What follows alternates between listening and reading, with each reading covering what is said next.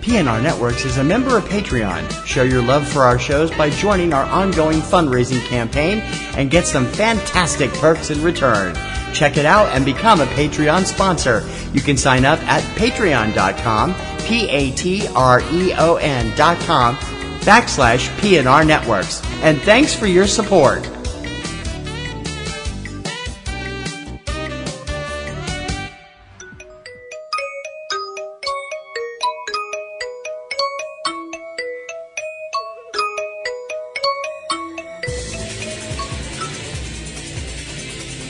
She just goes a little mad sometimes. Do you ever feel like you're normal and the rest of the world has lost its collective mind? Put your helmet on. We'll be reaching speeds of 3. Do you find people saying this to you a lot? Are you totally deranged? Are you looking for a looking glass to pass through? I find your lack of faith disturbing. Or looking for a rabbit hole to fall down? Who could think of a better punishment, really? Everything's the same here, it's just a little worse. Guess what? Life's a bitch. Now so am I. You found it. Welcome to Platinum Rose's Garden. Well, hello, my darlings. This is Platinum Rose Lady welcoming you to Platinum Rose's Garden on Sunday, November 11th, 2018. Obviously, this is something that I want to have front and center because today is a very special and important day in America. This is Veterans Day, the day that we are supposed to honor and remember our veterans, living and passed on. So from the bottom of my heart, I would like to say thank you to all those who have served, are serving, and someday want to serve our country, to give us the freedoms that we have, to protect our freedoms, to protect our lives.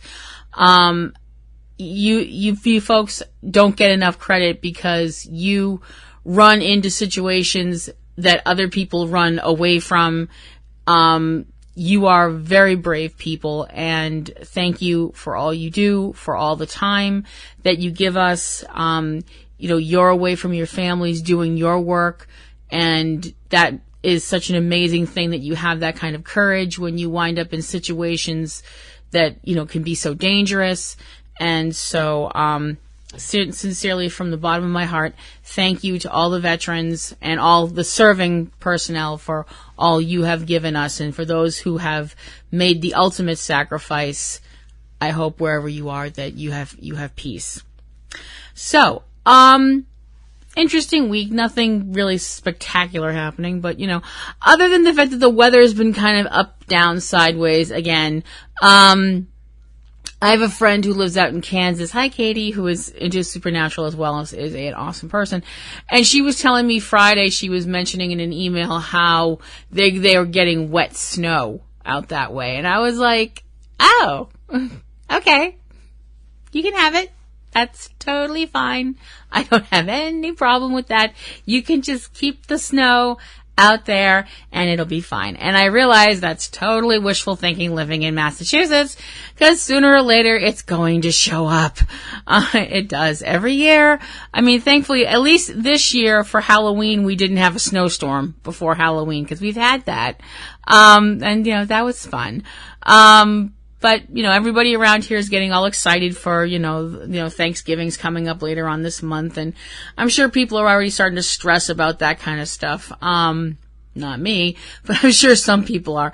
Of course, the thing is now you can't turn on the TV and there's not turn on the TV, turn on the radio, turn on the computer. And there's, all these ads for holiday shopping and all this stuff like that. And, for a while, the whole holiday shopping thing really irritated me. I was always like, Christmas shopping. Call it Christmas shopping. You want my money? Call it Christmas shopping, damn it. Then I really got to thinking about it, and I was thinking about it like a mature, rational adult. So that was hard. But I know some people out there are nodding going, knowing her.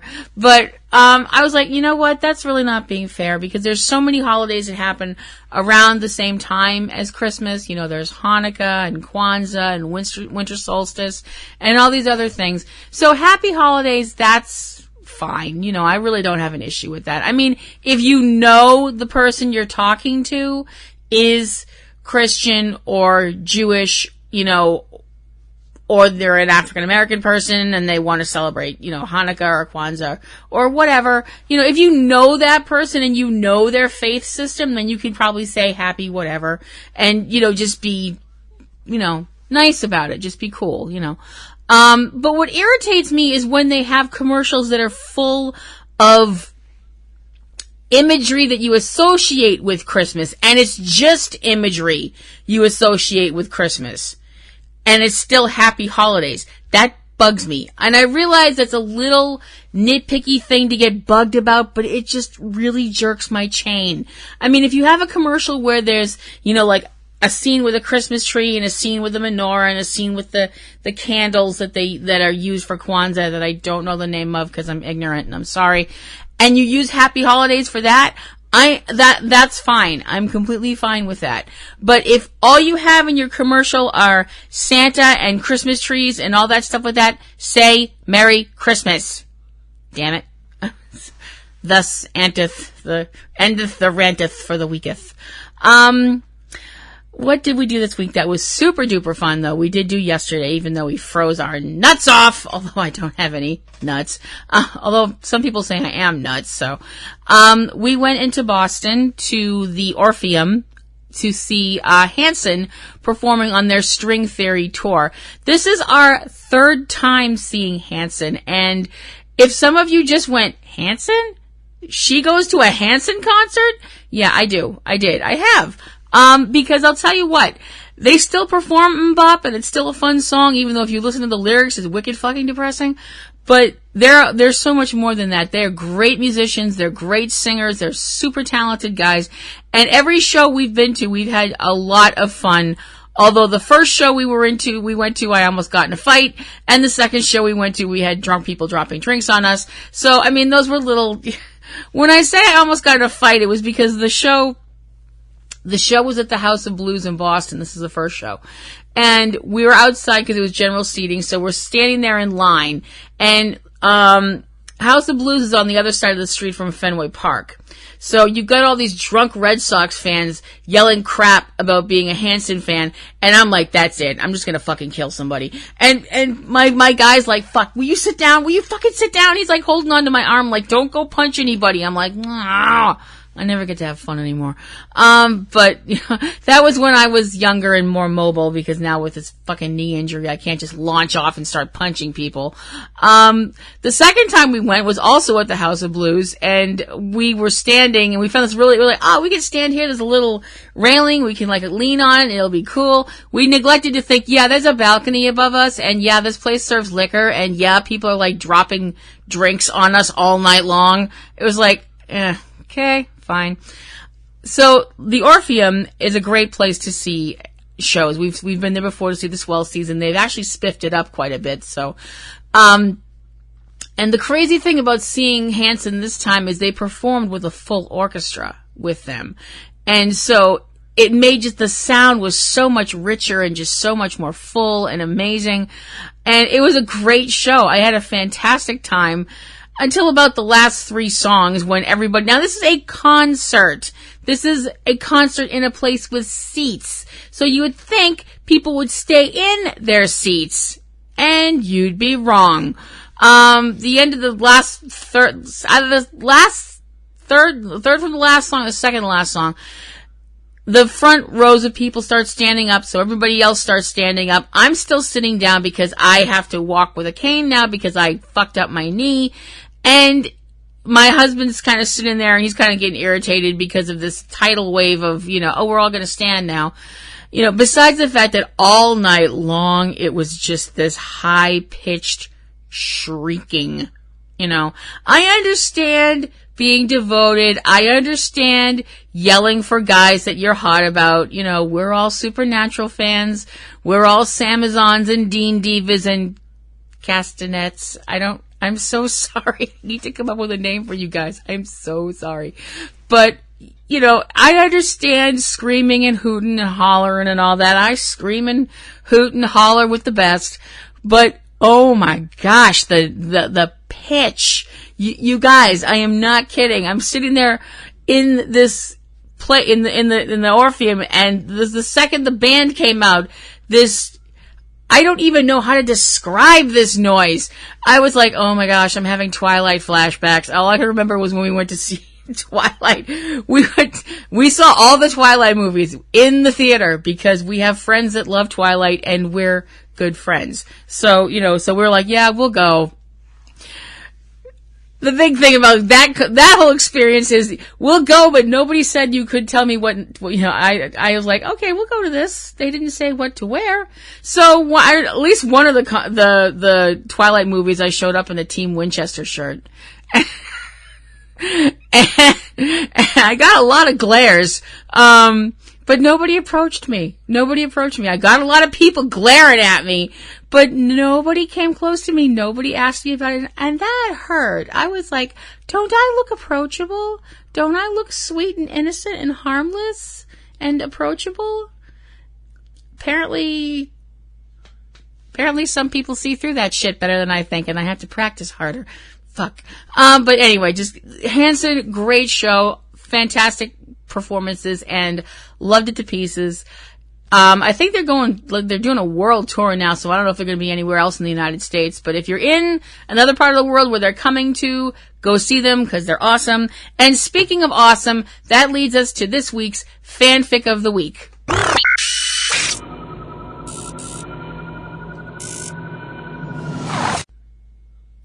Alrighty, this week's fanfic of the week is from a person that calls themselves on fanfiction.net. Their name is Flute Chick. That's FLUTE space CHICK if you want to go check them out. They have written 24 stories, so they're quite prolific. They have written 24 stories in the following universes. Sonic the Hedgehog, Harry Potter, Danny Phantom, Legend of Zelda, Kingdom Hearts, Love Never Dies, Rise of the Guardians, Dragon Ball Z, Young Justice, Frozen, and Supernatural. Now, I know because I said the magic word at the end of that, you're all going, oh, it's going to be the Supernatural fic that she's talking about this week. No, it's not. I'm going to surprise you guys and give you that's the thing in wrestling we call a swerve. This week, the fic that I want to talk about is a really cool fic that's kind of part fic, part guessing game. So it's really kind of neat. It is this person's Frozen fanfic. Now, I know some people just went, what? Yeah, Frozen, I admit, I like Disney movies. Certain Disney movies I will not watch. Bambi. But Frozen, I loved. I loved Frozen. I thought it was a great movie. I love Olaf. He's my favoriteest character, which annoys the living shit out of my husband. This story is called The 12th Brother of Prince Hans. And the synopsis goes thusly, quote, the king and other princes of the southern isles are not happy with Hans, especially the 12th, Alexander. They all come up with punishments for him, and Alex is sent to Arendelle to patch up relations. The Fire Prince is about to meet the Snow Queen. Genres pending, otherwise this is a one-shot. Enjoy. End quote. So this is the story about what happens to Prince Hans once he's sent back to the Southern Isles with his tail between his legs after what happened in Arendelle in Frozen. The really cool thing is that Flute Chick was able to incorporate a whole bunch of other Disney princes and their princesses into this fic as Hans's other brothers. And the really cool thing is if you're a real Disney, if you're a real Disney geek, you'll probably be able to figure out who all these princes are and which movies they're from and stuff like that right away. If not, it might take you a little bit of time to figure it all out. And if you do, like it actually took me, I gotta be honest, it took me a little bit. it's like, oh wow. And you keep doing that in your head. And it's really, really cool. It's a really good story.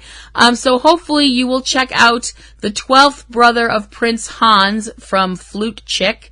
And give it a read, give it a review, tell her you heard about it here on Platinum Rose's Garden. And that is this week's fanfic of the week. And speaking of handsome princes, that takes us to this week's Supernatural episode recap.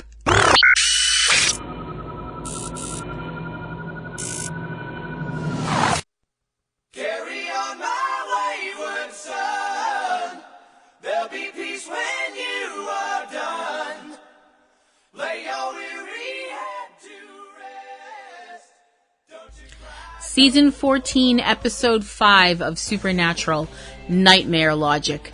The Then is dealing with characters we've already dealt with before, and no, some of them we know better than others. A young girl named Maggie, who had been part of the group of hunters and refugees from the apocalypse world that Sam and Dean brought back to our universe, who wound up being murdered and then brought back to life by Lucifer.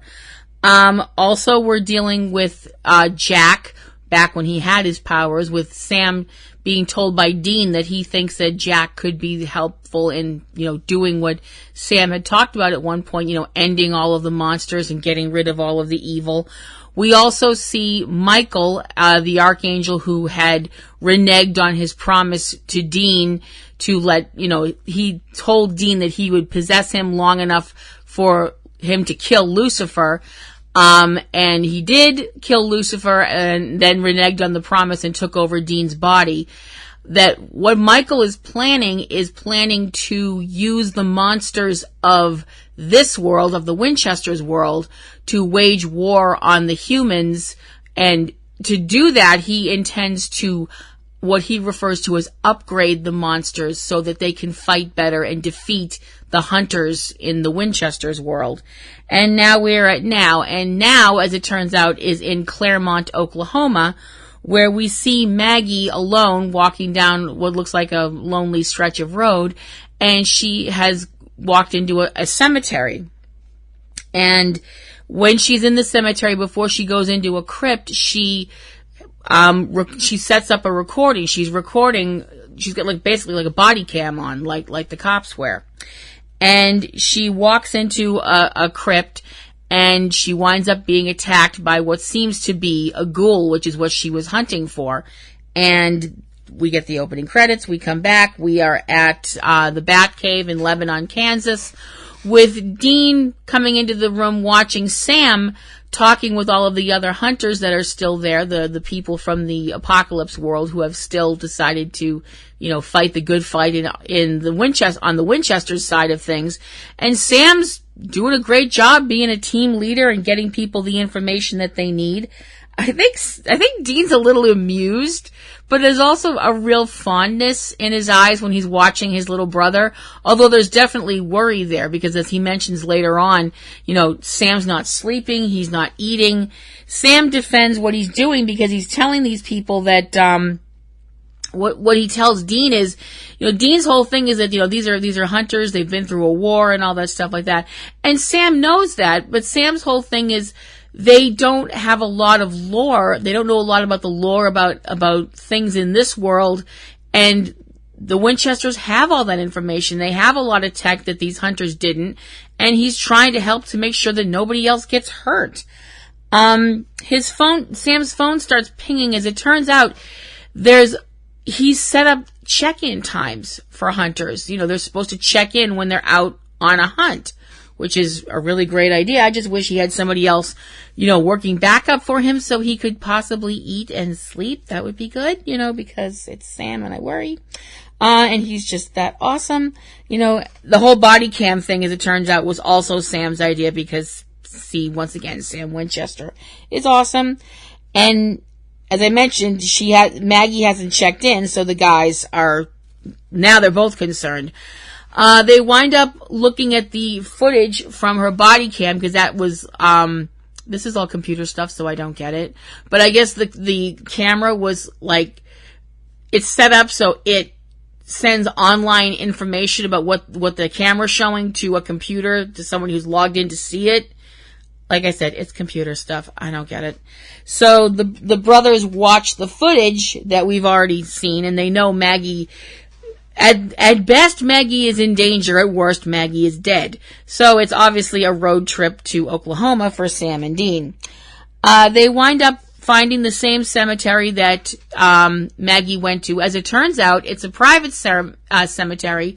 It's owned by a family called Rawling. It's a family, like everyone in that cemetery is from the same family. So obviously this family has money. The reason that Maggie went here in the first place is because a couple of people said that they were in the cemetery and they were almost wasted by a walker, which Sam starts trying to explain to Dean, and Dean is like, I know what a walker is. Of course Dean knows what a walker is. Dean probably sits there and watches The Walking Dead going, that don't work, that don't work, that don't work. Hey, that guy looks like Dad. I always thought it'd be really hilarious. Side note, I always thought it'd be really hilarious to have Sam and Dean watching the movie Watchmen and have them look at the comedian and they both be like, who's gonna say it first that the comedian looks like their dad? Oh gosh, I need help. Anyway, so they head into the crypt themselves, and it's not a really good scene. There was a struggle there. There's drag marks on the floor. So at one point, something very bad happened, which they already knew anyway. They wind up being found out by a groundskeeper, and they play it off that they are from the Historical Society, who are looking to make the house and the grounds and stuff a national landmark. And the guy kind of gives them an odd look, but they ask about the owner of the house, and they go to the house and they speak with a guy named Neil. Now, Neil, when he sees them, he looks even more kind of like, okay, because he's been told that they're from the Historical Society, and he's kind of like, well, you're already here though, or something to that effect. They go inside and they realize there's already people from the Historical Society, Dr. Evil quotes, that are already there. Those people being Mary and Bobby. So it's kind of like, oh crap, I guess we should have said something else. As it turns out, Neil is not the owner of the house. He's actually a nurse. He is the nurse for the owner of the house, Mr. Rawling, who is bedridden and hooked up to a fuck ton of machines, and also looks like the ghoul or whatever it was that attacked Maggie in the footage that Sam and Dean watched.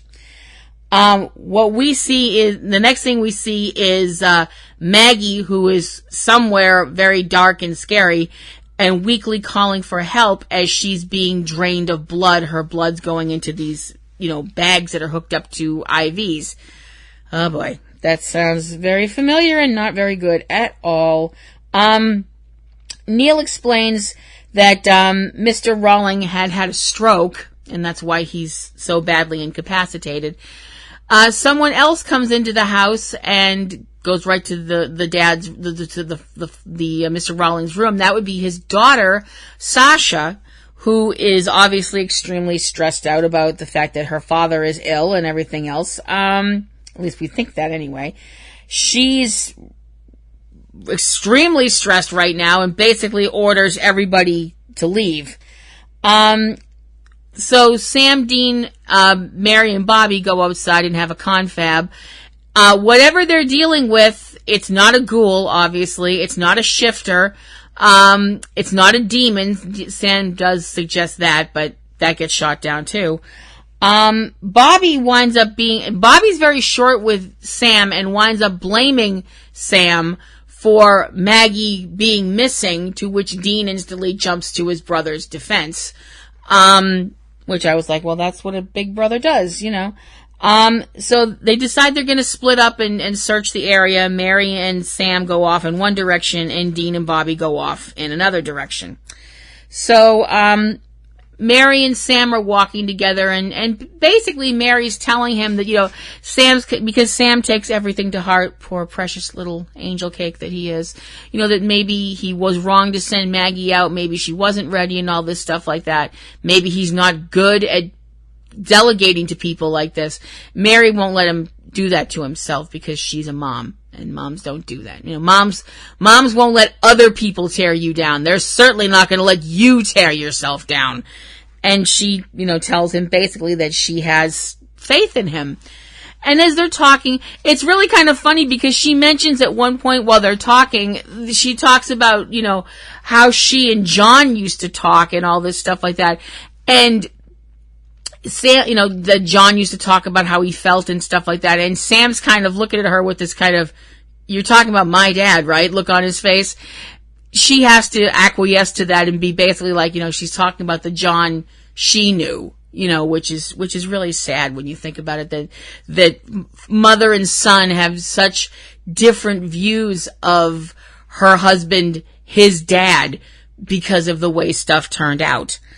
As it turns out, now Mary and Bobby for a little while seemed to be getting kind of close, which I was like, I am totally shipping this because I do that because I want people to find love. I'm just like that. I'm like Emma, only I couldn't fit into one of those Regency dresses. Anyway, but apparently right now he's really kind of closing himself off to her. She mentions how they're hunting all the time, how Bobby won't take a break. Does that sound like somebody else?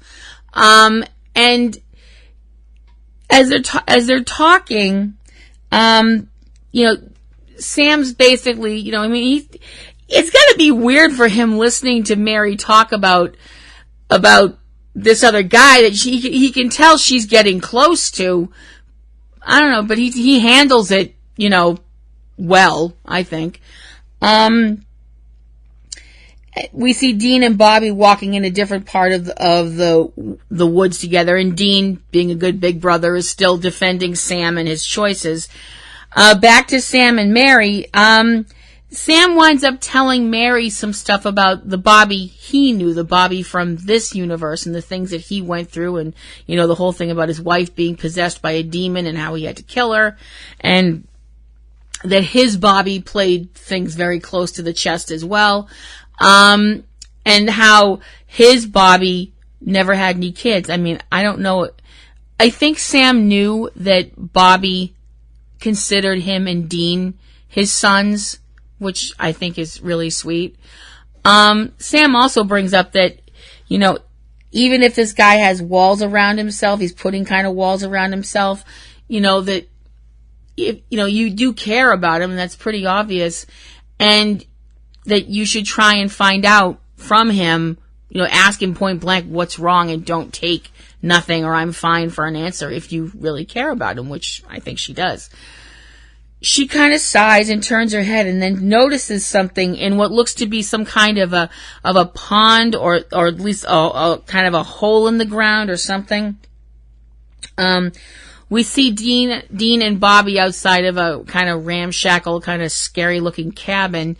Dean opens the door and goes inside. The thing is, as he's going inside, there's a figure in the background walking away from the cabin, and Bobby kind of turns his head and sees the figure and follows after it. Doesn't tell Dean what he's doing. And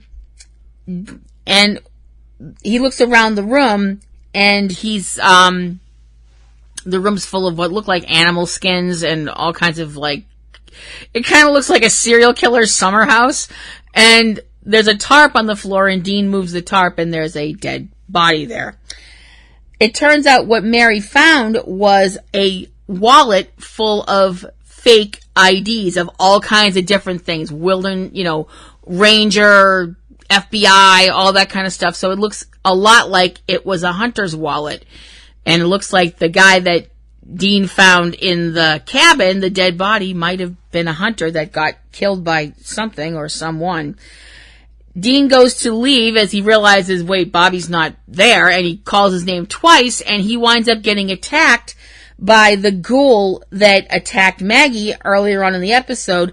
But the thing is, when he goes to attack it, he runs it through with a knife, and it explodes into this cloud of dust. It's kind of like what would happen on Buffy when she would kill vampires and they like turn to dust. It's like that. And Dean's basically like, he's got this look on his face like that shouldn't have happened that easily kind of look on his face.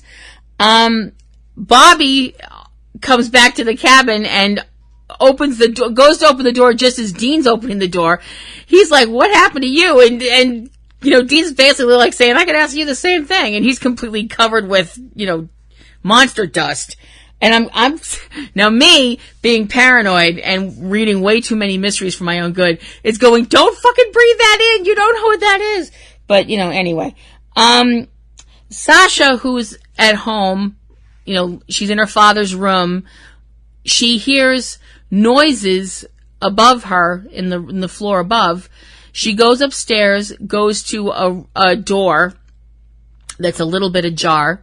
I know, I thought it was a door. I know that joke's older than you, me, and everybody listening to this podcast. She goes to open the door, and all of a sudden there's a monster there, which looks a lot like a vampire, and it lunges at her. She naturally screams, starts to run down the hall, and trips and falls because it's a horror, you know, it's a horror show. Of course that's going to happen.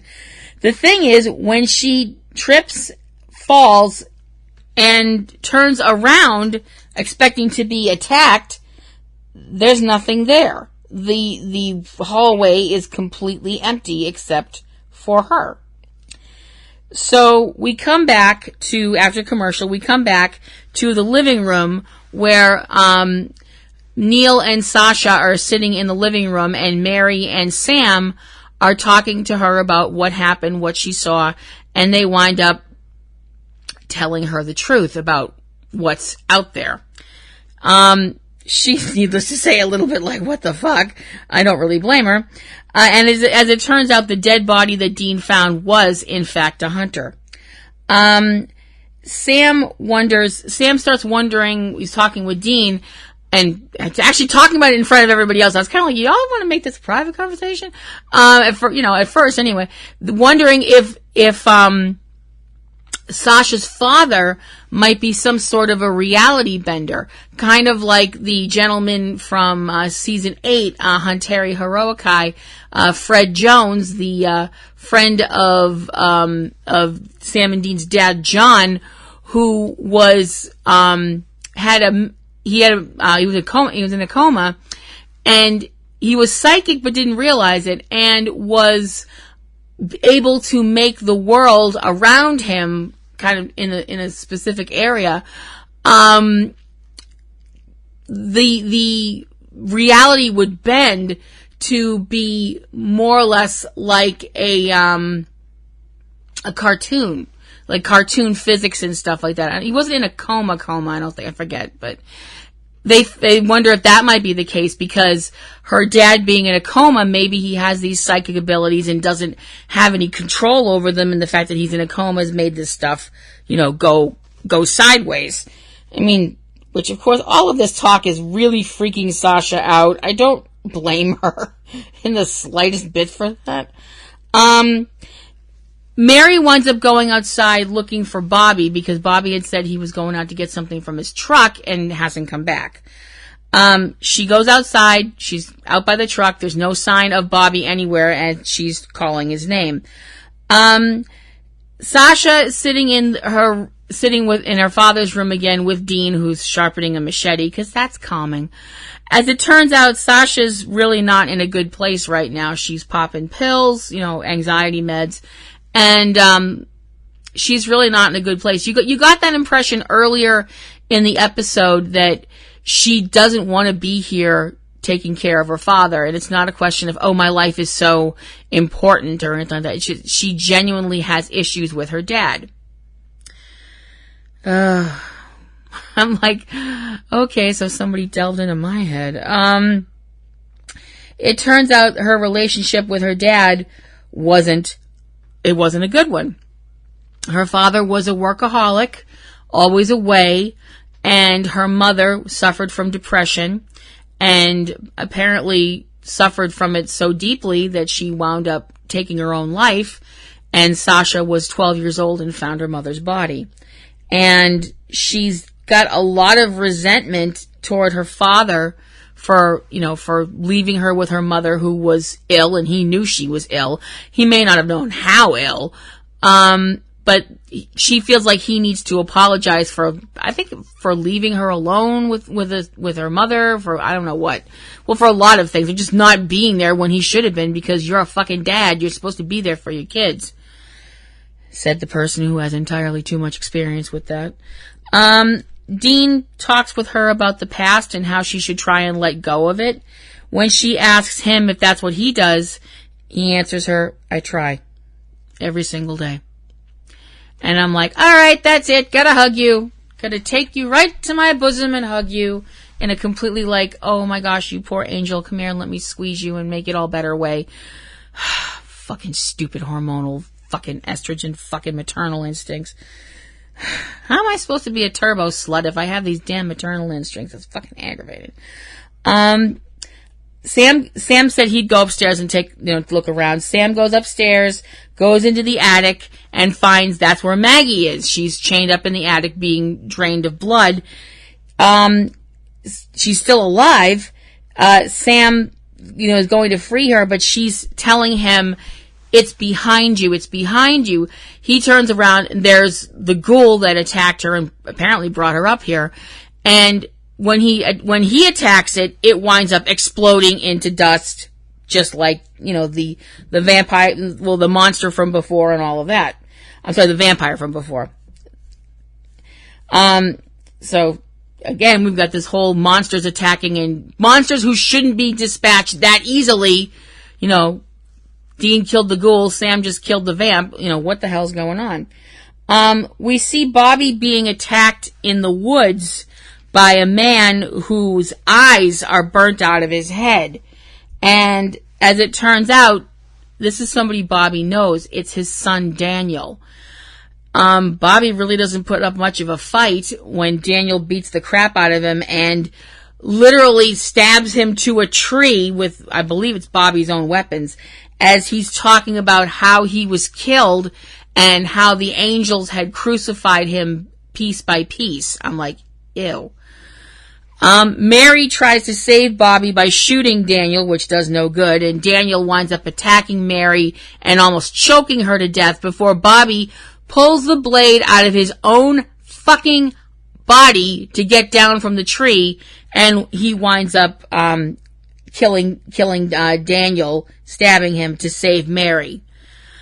And once again, Daniel explodes into dust.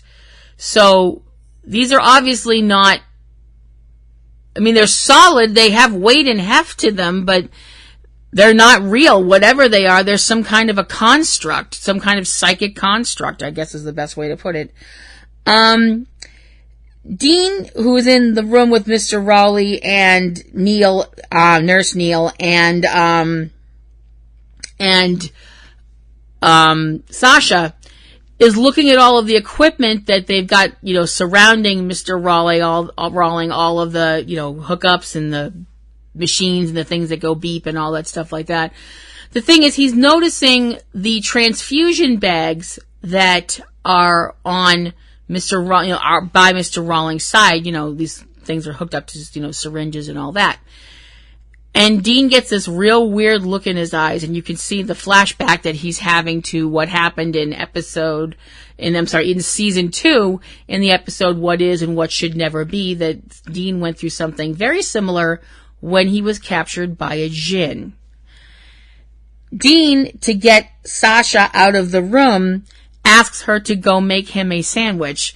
And at first she's completely like, you want me to what? And he mouths to her, the word go. And she basically figures out, Sasha's not slow. She's pretty much like, yeah, I'll go make you a sandwich. I was like, you could have said that a little bit more. Acting, not the actress, she was great, but it was like, you might have made that sound a little less suspicious. So Dean winds up taking out his gun. As it turns out, Neil is the Jinn. And Neil's whole attitude is that he realizes at first he starts talking to Dean, and Dean realizes from the things that Neil is saying, he thinks he's talking to Michael, that this whole thing has been some kind of a test of Michael's to see if Neil follows orders. As it turns out, he realizes very quickly it's not Michael, and that basically Neil tells him that Michael upgraded him and made, up till this point, Jinn were pretty dangerous as it was, the whole touching people and envenomating them with this venom that either puts them in their dream world, gives them their fondest wish, or, makes their most horrible nightmares a reality in their heads. Now, Neil can read people's minds and bring what he sees in their minds to reality, specifically people's worst fears. Like he brings up that Mr. Rowley's worst fear is, Mr. Rowley's worst fear is dying in this house, being unloved and stuff like that. He also brings up the things that he saw in Maggie's head about how her family was killed by vampires, back on Apocalypse World and everything like that. And as he's talking, he's very casually moving toward Dean, who has a gun on him, and tells him to, keeps telling him to stop and back up and stuff like that. And Neil's completely not listening. Neil winds up jumping at Dean and attacking him. He intends to see what kind, he tells Dean he wants to see what kind of nightmares he has, and he puts his hand on Dean's head and uses his powers on him. The thing is, whatever he sees, it completely horrifies him. I mean, at first he has this kind of sadistic smile on his face, but then the look on his face is just naked terror. And it makes him break the hold that he has on Dean. Dean gets out of his grip and grabs him and beats the living shit out of him with his fists. Now, we know that the thing that's supposed to be able to kill a Jinn is a dagger soaked in lamb's blood, which Neil brings up that Dean doesn't have. Dean's answer to that is no, he doesn't, but he can improvise. And I believe it's a bronze dagger, bronze or brass, I don't remember which. And he picks up a bookend with a very sharp point on the end of it and starts clubbing Neil with it. And the thing is, he doesn't kill him right away. Neil tells him that Neil tells Dean that, basically saying, you think I'm the only one that Michael did this to. He's upgraded a whole bunch of us. Now, when he says us, I wasn't really sure, and I'm still not really sure if Neil means he's upgraded a whole bunch of other Jinn, or he's upgraded a whole bunch of other monsters. I'm not sure which. But that basically he's mocking Dean, saying that these upgraded monsters are out there, waiting to attack his family and all this stuff like that. To which Dean's response is, you don't know my family. And he winds up emptying his gun clip into Neil. Which I suppose was overkill, but I'm pretty sure it probably felt really good. Now, if that didn't kill Neil, I'm pretty sure it fucked him up pretty badly. I'm pretty sure he was dead, but eventually anyway. We come back from commercial and we see Dean taking the needle out of Mr. Rowley's arm, and he's telling Sasha that in a little while, because Neil was envenomating the father while he was draining him of his blood. Once the Jinn venom gets out of his system, her dad will be all right, because apparently he never really had a stroke. And Sasha says thank you for everything they've done, and she sits with her dad and she takes his hand, and it's not done in an obligation kind of a way. It's done in a, I'm going to try and fix this and I'm going to try and mend things way, which I was like, that's really sweet. That's really, really nice. We see the Impala heading back toward Lebanon, Kansas, and Sam and Dean bringing Maggie back to the Bat Cave. And all these other people, all these other hunters, they stand up, they see her, they get these big smiles on their faces, they run to her, they embrace her, they surround her with love. And Dean brings up the fact to Sam that, you brought her home. And I thought that was really sweet and really, really special, that in two ways, that not only does Dean consider the Men of Letters bunker home, he considers Maggie to be part of their home and these other people to be part of their home, which I was like, that's really cool. I really like that. We see Mary tending to Bobby's injuries, of which there are quite a few, and he tells her what happened to his family on the Apocalypse world, and it was really, really sad.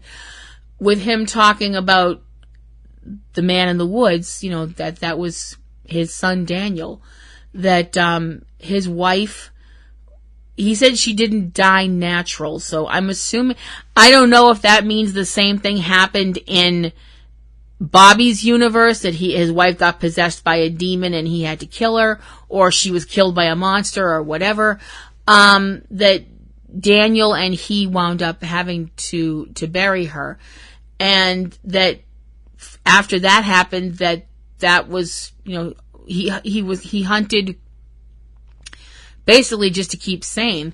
And then the whole thing with the Angel War started, and he wound up heading up a platoon, basically, that included his son, and something went wrong and they got separated, and he never saw his son again. They never found a body. And the sad thing is, in a way, it would almost be a good thing that he got closure, finding out that he doesn't have to worry his son's a prisoner somewhere, but to know that his son died, and died horribly, according to the not Daniel figure that tormented him, it's really, really, really sad. And she and Bobby are talking, and Mary tells him, no, you're not allowed to give up on me, because he's talking about, he's basically saying that his whole time here, he's been constantly hunting because he wants to die. He basically wants to die, and her saying, no, don't you give up on me. I thought that was really, there was so much emotion and so much genuine caring behind that. I thought it was really, really something beautiful. We see Sam sitting at one of the tables. It looks like it's in the kitchen. And Dean talking to him and saying Maggie says she wants to get right back into hunting. Sam's a little impressed, I think, and also a little I don't know if we should do that. Mary and Bobby come into the room, and Mary says that she has something that she needs to talk about with her sons. As it turns out, Bobby and Mary are going to be leaving the safety of the Batcave for a while. They need a little time for Bobby to heal emotionally and physically, and in his soul, I suppose, is no other way to put it. And Donna Hanscom, Sheriff Donna, who is awesome, has offered them her cabin to stay in for as long as they want. And I thought that was really nice. Before they leave, Bobby says to Sam that he is a good hunter, and he also apologizes for what he'd said earlier, and that Sam really is a good hunter, and he is not only is he a good hunter, I mean, Bobby doesn't say it this way, but not only is he saying that Sam's a good hunter, he's a good leader of hunters too, which I thought was really, really cool. And before they leave, Mary, hugs both of her sons, and Dean's saying, go have fun, go basically, he's telling his mom, just go be a woman enjoying her time with a male friend. Go do whatever you want to do, but don't think about us for a little while. Just go off and have fun. Heal up, rest up, that kind of thing. And that had to be really hard for Dean, seeing his mom. And it's always weird being a child, no matter what age you are, seeing your parents as people who have needs and, stuff like that. It's a very weird feeling. But it's got to be better for him than knowing his mom shacked up with Ketch. Ugh. No offense to David Hayden Jones. I adore you, but I would really like to punch Ketch in the dick. After that, we see there's a scene with Sam and Dean they're each on their cell phones, talking with other hunters, which I thought was very cool because Dean's on the phone with Garth, which I was like, that's awesome, because I love Garth. Garth is awesome. And they're warning other hunters about the fact that there's this, whatever the hell it is that Michael's got planned, these traps, these booby-trapped monsters, for lack of a better term, that Michael's got out there gunning for hunters. Because that makes sense, really. I mean, if Michael's whole thing is that the monsters need to wage war on humans, the first thing they'd want to do is get rid of the hunters, So like I said, we see them on the phone warning other hunters. And it was just really cool to hear Dean talking to Garth. That was great. Sam is still trying. I mean, you can tell Dean really does still. I mean, he can say what he wants. I do think he's trying to not blame himself more than normal, but he still does blame himself for the stuff that Michael did or is doing. Dean brings up he was almost feeling like himself, nearly. And Sam's response to that is, so we'll work harder.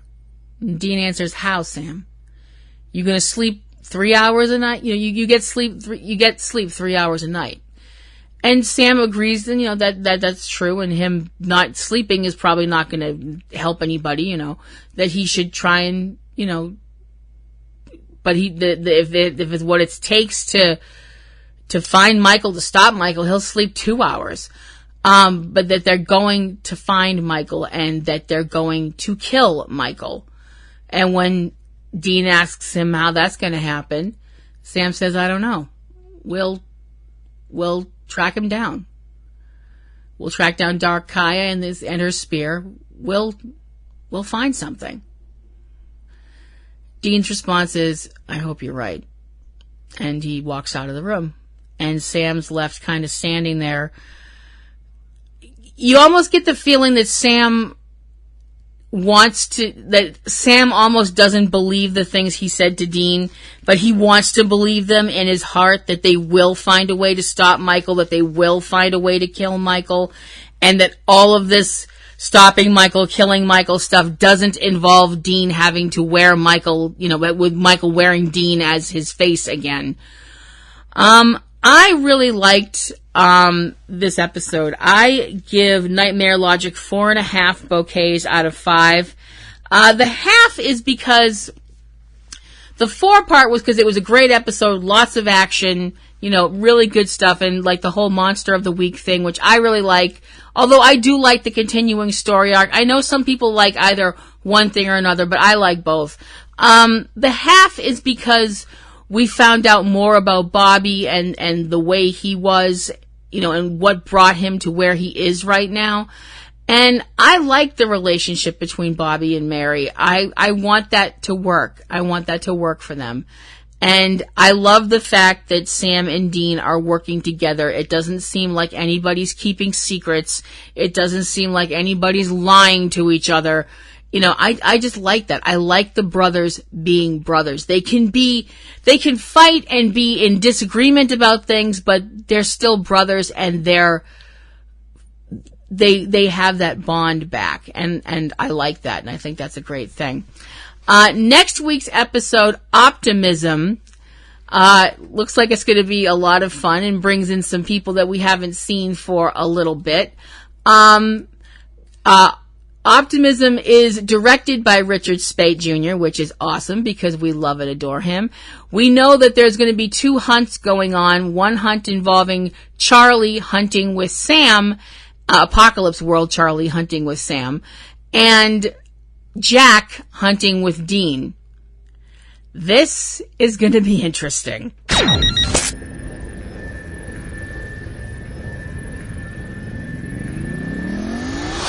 Okay, folks, before I head out of here, I would like to let you know if you'd like to get in touch with me about my podcast, about anything you'd like to talk about at all.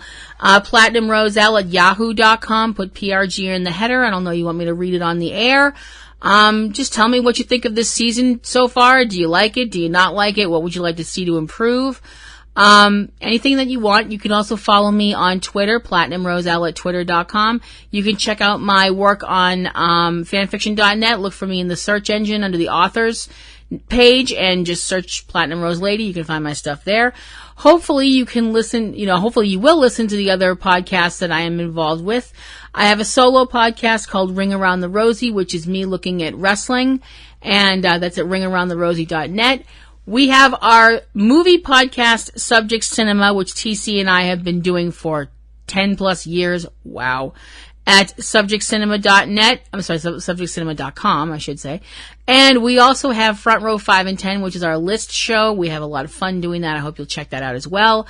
TC has some solo stuff that he does too, including Catastrophe Vortex, which is his disaster movie show. He has 3 Minute Weekend and Tuesday Digidex, which shows when new movies are coming out in the theater, on demand, on DVD, streaming, so you'll know where to spend your coinage. And hopefully you will check out the other members of our Twisted Little family. Those include Eric and Valerie over at Cavebabble, and Anthony Lamberti over at Aunt B's Nerd Grotto on YouTube. And we also have some dramatic works that I hope you guys will check out. Those include Manhattan Hammerdown As It Happened, which is our take on what happened in New York City the night Clover came to town from the film Cloverfield. And also, we have our own retelling of the H.G. Wells classic, The War of the Worlds, and I hope you'll check those out too. They are both labors of love. They're amateur broadcasts. We had a lot of fun doing them. I hope you will check them out and leave us some feedback on them. And I think that should do it for this week. So I hope everybody has a terrific week out there coming up. So if you, like I said, have a great week out there. This is Platinum Rose Lady signing off for another week, reminding you to love the ones you hug the ones you love, and take some time to stop and smell the roses. I'll see you around. Bye.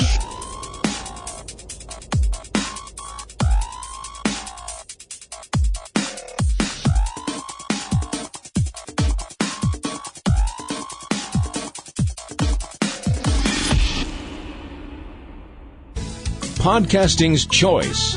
From coast to coast, continent to continent, right here 24/7.